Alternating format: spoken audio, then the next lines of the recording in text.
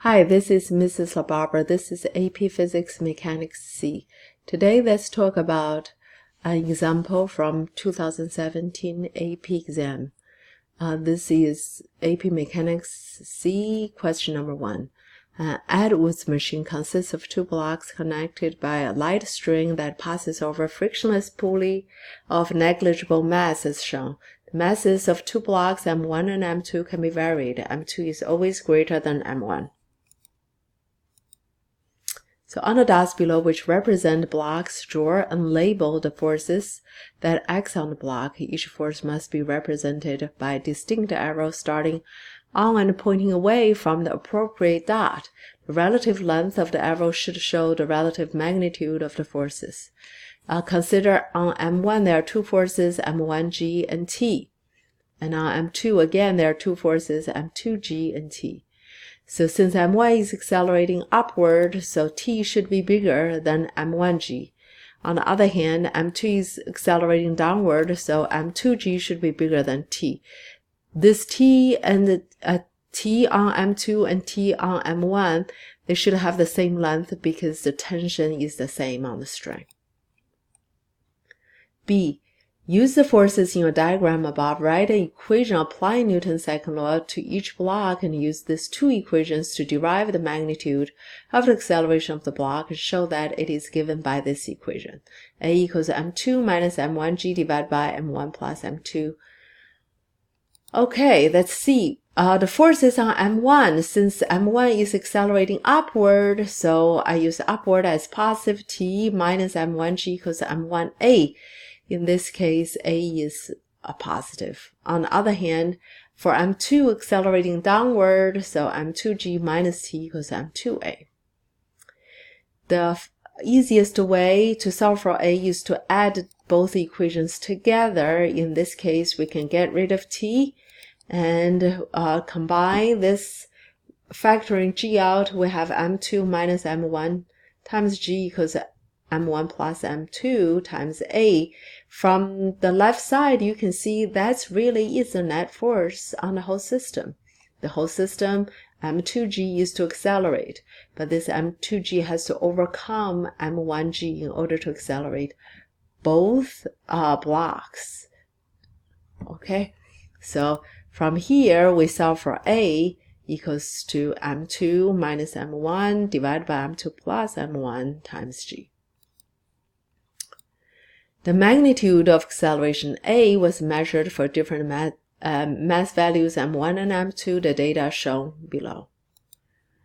Indicate which quantities should be graphed to yield a straight line whose slope could be used to calculate numerical value for the acceleration due to gravity G. So let's take a look at this equation. A equals to M2 minus M1 divided by M1 plus M2G. Now we know G should be your slope. And this is your Y, this is your slope, this value has to be your X. So the vertical axis has to be your A. Horizontal axis would be M2 minus M1 divided by M1 plus M2. Use the remaining rows in the table above as needed to record any quantities that you indicated that are not given. So this quantity is not given, that's what you need to write. M2 minus M1 divided by M1 plus M2. So the first value, you use 2 minus 1 divided by 2 plus 1. That's 1 divided by 3, give you 0.33. Similarly, you get all the other values. Part D, plot data points for the quantities indicated in Part C. On the graph below, clearly scale and label all axes included. If appropriate, draw a straight line that best represents data. So here's the data table. First, we need to label scale and label the axis. So the vertical should be your acceleration, horizontal is just a ratio. As you can see, horizontal has no unit because it's a ratio of mass. The values, to get a scale, you take a look. The smallest value is 1.15. The biggest value is 4.21. So logically, you should the value should start from 0 to 5. Similarly, for the x value, the smallest is 0.14, the largest is 0.4.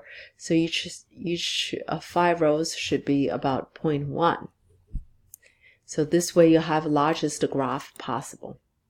You plot the points, and then you draw a best fit line. Again, this best fit line should not be connecting dots, and this best fit line should be in such a way that you always have points above the line and some points below the line.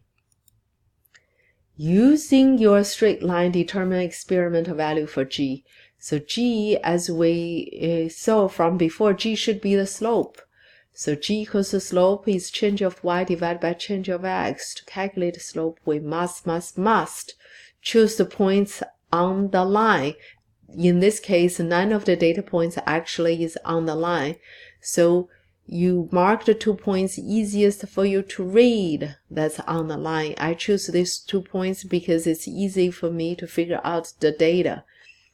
2.9 and 0.3, this value is 1.4 and 0.15. Make sure you have your units, and my answer is 10 point, has 2 significant figures, meters per second squared. The experiment is now repeated with modification. The Edwards machine is now set up so that block of mass M1 is on a smooth horizontal table, and the block of mass 2 is hanging over the side of the table as shown. For the same values, M1 and M2 is the magnitude of the tension in the string when the blocks are moving higher, lower, or equal to the magnitude of the tension in the string when the blocks are moving in the first experiment. Remember the first experiment? Here's the first experiment, and we already figured out this is the acceleration, M2 minus M1. Divided by M1 plus M2 times g. The top really M2 minus M1 times g is the net force. And here's the total mass of acceleration. Let's take a look on our new experiment. In the situation number 2, let's figure out the force diagrams. On M2, still you have M2g and t. On M1, however, the net force is t in this case. There is no M1g because table is supporting M1. So to write the 2 equations, T is your net force, T equals M1g. For M2, still the net force is M2g minus T equals M2a.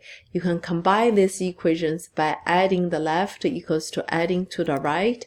So your acceleration is M2g divided by M1 plus M2. So in this case, it shows the net force is M2g instead of M2 minus M1 times g. So your net force is definitely bigger. This bigger net force resulting bigger acceleration. And acceleration will be greater compared with the first experiment. So consider the force on M2. Since A is bigger, T has to be smaller. So the answer is lower. G, the value determined for the acceleration due to gravity G actually is smaller than the first experiment. Give one physics factor that could account for this lower value and explain how this factor affects this experiment.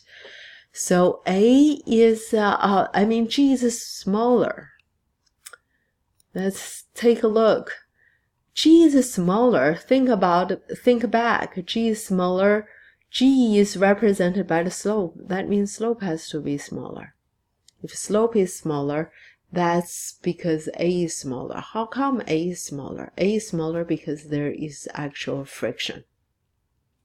Because the net force on M1 is not just T. Net force on M1 is T minus F.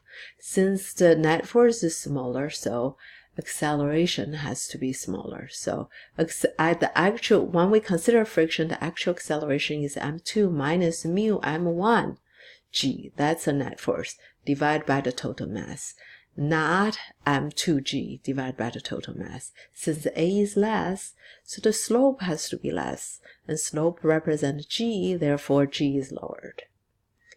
That's it. I hope it helps. Thanks for watching. Bye.